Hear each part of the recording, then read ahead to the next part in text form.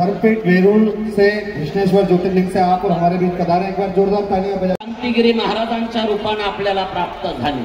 अखिल भारतीय आखाडा परिषद आणि श्री शंभू पंचदशनाम जुना आखाडा योगे महाराष्ट्राचा शैव नक्कीच हा सामाजिक उपक्रम ज्यांनी हातामध्ये घेतला आणि विशेषतः फक्त विवाह नाही करत त्या कन्येला चांगलं शिकवलं। प्रदीपजी मिश्रा ज्यांचे सुपुत्र आदरणीय राघव मिश्राजी यांची शिवपुराण महाकथा आणि याच शिवपुराण मध्ये आज आदरणीय विजयराव अवतडे यांनी दत्तक घेतलेला कन्येचा शुभ विवाह अशा सुंदर कार्यक्रमाच्या निमित्तानं उपस्थित पूज्य जगद्गुरु जनार्दन स्वामी मौनगिरीजी महाराज यांचे उत्तराधिकारी पूज्य जगद्गुरु स्वामी शांतिगिरी महाराजांबरोबरच ज्येष्ठ नेते आदरणीय रावसाहेब दादा दानवे, त्याचबरोबर विद्या वामदेव तीर्थ स्वरूप आदरणीय टाका स्वामीजी,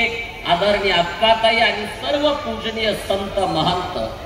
प्रामुख्यानं मी आदरणीय विजयजी अवतडे यांना मनापासून या ठिकाणी धन्यवाद देईन का या शुभ विवाहाच्या निमित्तानं आपण पंडित राघवजी मिश्रा ज्यांच्या सुंदर कथेचं आयोजन या ठिकाणी केलं आणि प्रामुख्यानं मी आदरणीय राघवजींनाही धन्यवाद देईन।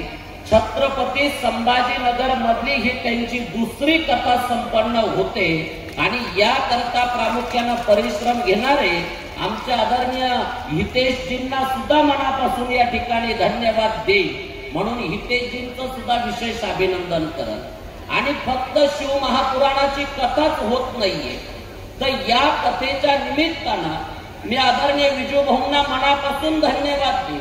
गेल्या 23 वर्षापासून एका अनाथ कन्येला जे दत्तक घेतात आणि थाटामाटामध्ये तिचं शिक्षण करून तिचा शुभ विवाह करतात म्हणून आदरणीय विजय अवतड्यांचं सुद्धा मनापासून अभिनंदन आपण इथं करू।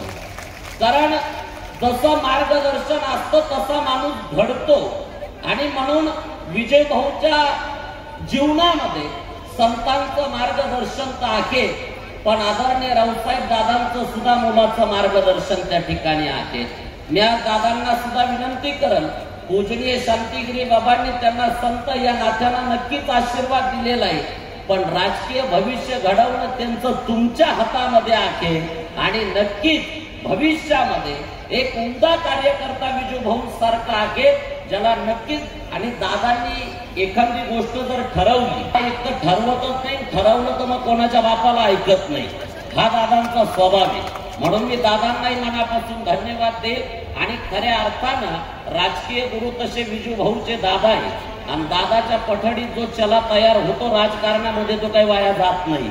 म्हणून विजूभाऊंना मी मनापासून या ठिकाणी धन्यवाद देईल आणि आज विजूभाऊ या कार्यक्रमाचं निमंत्रण घेऊन पूज्य जगद्गुरु स्वामी शांतिगिरी महाराजांकडे आले आणि म्हणले की तुमचे आशीर्वाद आम्हाला प्राप्त व्हावे म्हणून आज विजूभाऊंच्या विनंतीला मान देऊन पूज्य जगद्गुरु स्वामी शांतिगिरीजी महाराज या ठिकाणी उपस्थित आहेत। मी परमश्रद्धेय राघवजींचंही मनापासून अभिनंदन करतो आणि राघवजींनाही या ठिकाणी धन्यवाद देतो आणि वेळेचा अभाव लक्षात ही कन्या विजू अवतडेंची आहे त्यामुळे ती आनंदानं सुखानं राहिली पाहिजे म्हणून पुन्हा एकदा त्यांना धन्यवाद देऊ आणि लगेच शुभ विवाहाकडे जात असताना पूज्य जगद्गुरूंचे आशीर्वाद आपण या ठिकाणी घेऊ आणि त्यानंतर मंगलाष्टकांकडे जाऊ। धन्यवाद। श्रीराम प्रभूचा विवाह झाला होता, भगवान पार्वतीचा आणि भगवान शिवाचाही विवाह झाला होता। बाबांना सर्व त्याही तोडी का त्याच्यापेक्षा तोडीचा विवाह आयोजन आमच्या विजयभाऊंनी या दाम्पत्याच्या ठिकाणी करण्यात आले। जर टाळ्यावर त्यांचा आम्ही त्यांना धन्यवाद देऊया। बघा जनार्दन स्वामींनी की विवाह कोणत्या घराण्याशी करावा या मुद्द्यावर थोडक्यात बघा मार्गदर्शन केलेलं आहे।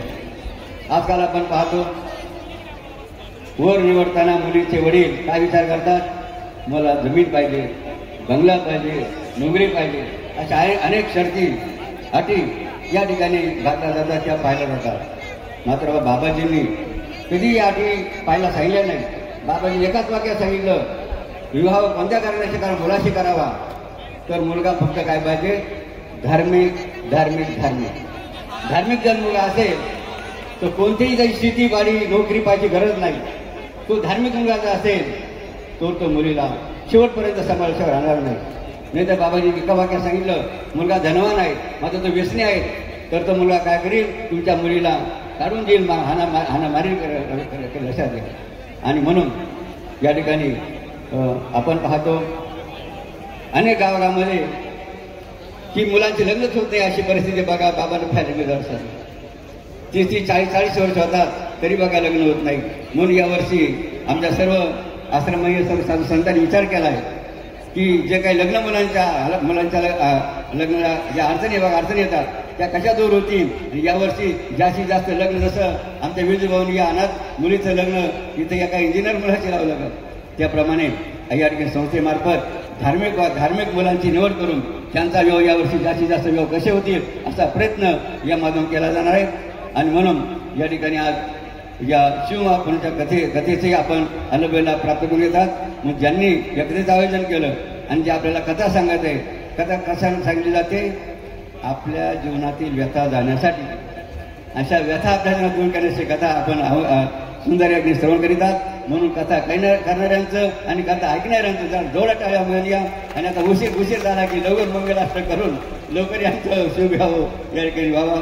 म्हणून पुन्हा शुभेच्छा देऊया.